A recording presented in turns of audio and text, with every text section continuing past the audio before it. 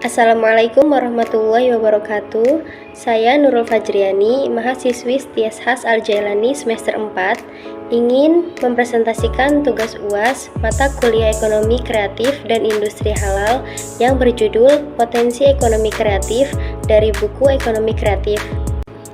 Ekonomi kreatif tidak hanya berfokus pada nilai ekonomi, tetapi juga berfokus pada manfaat sosial dan budaya. Industri kreatif menjadi potensi global yang berkembang di semua benua akibat globalisasi. Dengan memadukan kreativitas budaya, ekonomi, dan teknologi, ekonomi kreatif mendorong pertumbuhan ekonomi, lapangan kerja, ekspor, serta memperkuat identitas nasional di pasar global. Indonesia bahkan menempati peringkat ketiga di dunia dalam kontribusi ekonomi kreatif terhadap PDB. Perkembangan ekonomi kreatif di Indonesia memiliki sejarah yang panjang dan terus mengalami transformasi seiring dengan perkembangan zaman dan perubahan kepemimpinan nasional.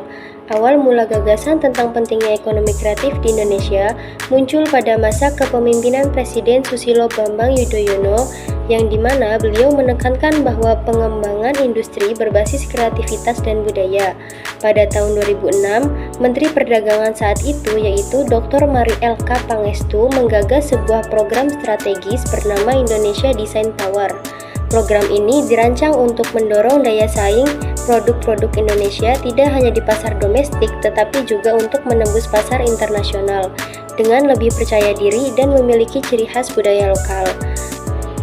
Pada tahun 2008, pemerintah Indonesia juga menerbitkan buku studi pemetaan industri kreatif yang pertama, tidak hanya di Indonesia tetapi juga menjadi yang pertama di dunia.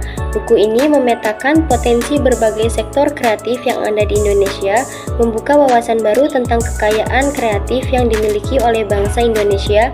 Kemudian, pada tahun 2009, Presiden Susilo Bambang Yudhoyono secara resmi menetapkan bahwa tahun 2009 ini adalah Tahun Indonesia Kreatif.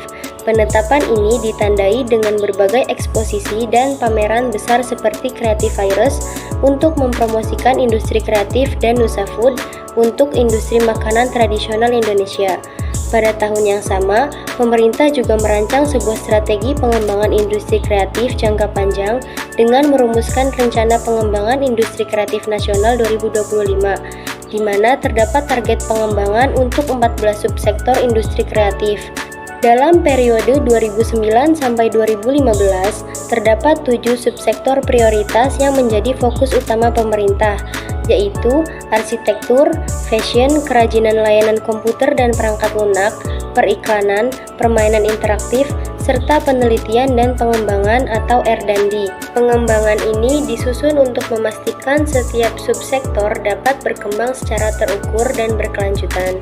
Perhatian terhadap ekonomi kreatif berlanjut hingga masa kepemimpinan Presiden Joko Widodo. Dalam peresmian Pekan Budaya Indonesia di Jakarta, Presiden Jokowi menegaskan komitmen pemerintah untuk terus mengembangkan ekonomi kreatif sebagai kekuatan baru perekonomian nasional.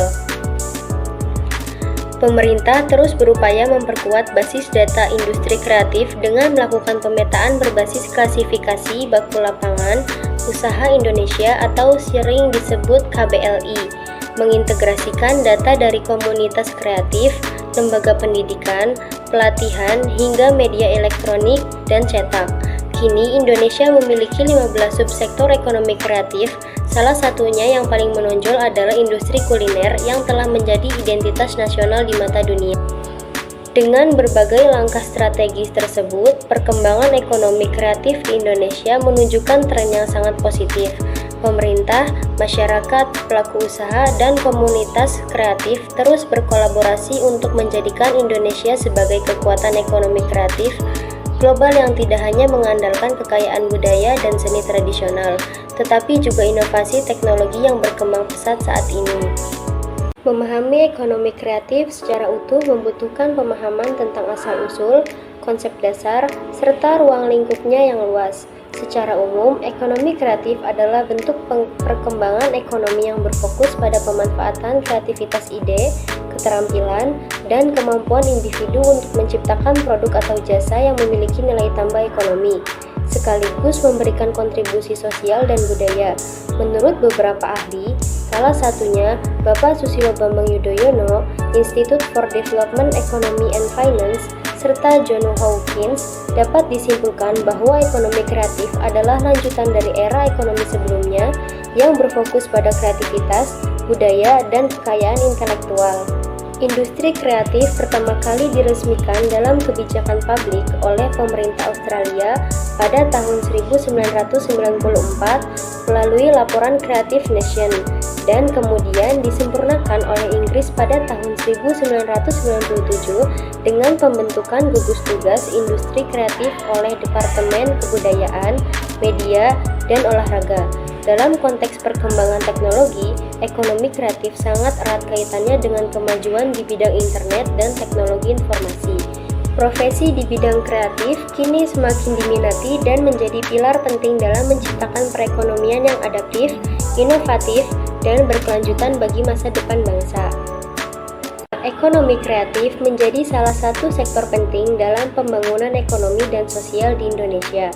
Perkembangannya telah dimulai sejak masa pemerintahan Presiden Susilo Bambang Yudhoyono yang menekankan pentingnya kreativitas dan budaya sebagai kekuatan ekonomi baru melalui berbagai program seperti Indonesia Design Power dan penetapan Tahun Indonesia Kreatif.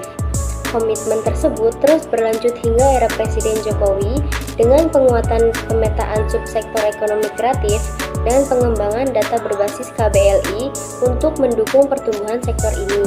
Didukung oleh kemajuan teknologi dan internet, ekonomi kreatif mampu membuka peluang bisnis baru, meningkatkan daya saing UMKM, serta memperluas lapangan kerja di berbagai bidang kreatif. Selain memberi kontribusi ekonomi, sektor ini juga memiliki dampak sosial. Cukup sekian presentasi dari saya, kurang lebihnya mohon maaf. Wassalamualaikum warahmatullahi wabarakatuh.